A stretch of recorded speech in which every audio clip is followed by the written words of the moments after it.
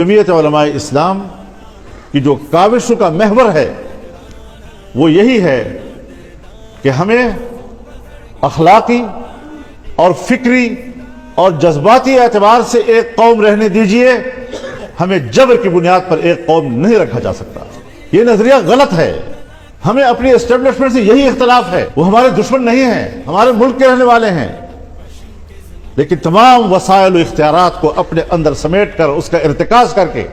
اگر وہ سمجھتے ہیں کہ فیصلے صرف ہماری خواہشات پر ہوں گے اور عوام کو صرف ہم دکھاوے کے لیے دنیا کے سامنے رکھیں گے، یہ کھیل نہیں چلے گا، یہ کھیل نہیں چل سکتا۔